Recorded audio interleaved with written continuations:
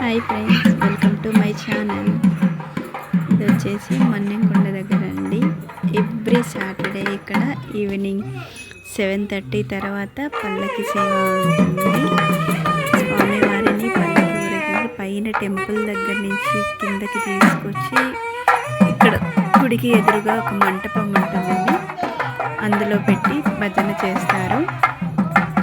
So ఇది పల్లకి సేవ ముందు నడవాలి అంటే ఇక్కడ టికెట్ తీసుకోవాల్సి ఉంటుంది. ఆ టికెట్స్ అనేది మార్నింగే ప్రొవైడ్ చేస్తారండి. అసలు మన్నెంకొండ ఈ టెంపుల్ ఇక్కడ మన వైజాగ్ డిస్ట్రిక్ట్లో చాలా అంటే చాలా ఫేమస్. తిరుపతిలో ఎలా ఉంటుందో 7 కొండలు ఎక్కి పైకి వెళ్ళి దేవుని దర్శనం చేసుకోవడానికి ఇక్కడ కూడా సేమ్ యాజ్ ఇట్ ఈస్ 7 కొండలు దాటుకొని మనం పైకి వెళ్ళాల్సి ఉంటుందండి. చాలా అంటే చాలా మంచిగా అనిపిస్తుంది. కార్తీక మాసం కాబట్టి అక్కడ కార్తీక దీపాలు పెట్టి, సో ఆ రోజు కొంచెం క్రౌడ్ కూడా ఎక్కువనే ఉన్నారు అక్కడ. సో ఆ రోజు అనుకోకుండా ఈవినింగ్ టైం వెళ్ళామండి దర్శనం చేసుకోవడానికి. వెళ్ళి పల్లకి సేవ ప్రోగ్రాం ఉందంటే పల్లకి సేవ ప్రోగ్రాం జరిగే వరకు అంత టైం వరకు అక్కడ ఉండి చూసి మంచిగా భజనలో కాసేపు ఒక 2-3 పాటలు అలా పాడారు. అక్కడ దర్శించుకొని ఇంటికి తిరిగి వచ్చేసామండి. సో ఇక్కడ అనుకోకుండా వెళ్ళినవి కరెక్ట్గా సక్సెస్ఫుల్ అవుతాయేమో అని నాకు అనిపిస్తుంది. అప్పుడప్పుడు ఎప్పటి నుంచో మా వారు పల్లకి సేవకి వెళ్దామంటే అస్సలు వీలు పడలేదు.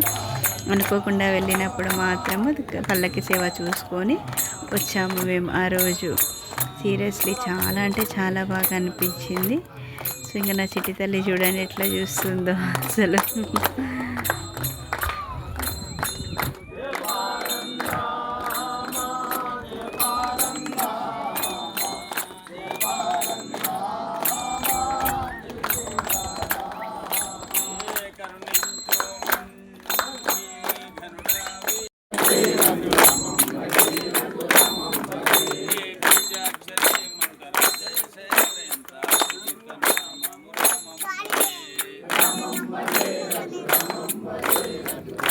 ఇక్కడ భజన పాటల ప్రోగ్రాం అయిన తర్వాత హారతి చేశారండి. సో గాలి బాగా వీస్తుంది అక్కడ, గాలికి ఇది అవ్వదున్నట్టు అడ్డుగా తెర పట్టుకొని హారతి చేశారు. హారతి చేసిన తర్వాత అక్కడికి చేసిన భక్తులందరికీ హారతి చూయించి దాని తర్వాత ప్రసాదం అది పెట్టేసి ఇంకా అక్కడితో పూజ ముగించారండి. సో వీలుంటే మీరు కూడా ఎప్పుడైనా సరే ఇక్కడ చుట్టుపక్కల వాళ్ళు ఉంటే ఈవినింగ్ 7:30 తర్వాత అక్కడ మన్నెంకొండ దగ్గర పల్లకి సేవ ఉంటుంది, అటెండ్ అవ్వడానికి ట్రై చేయండి.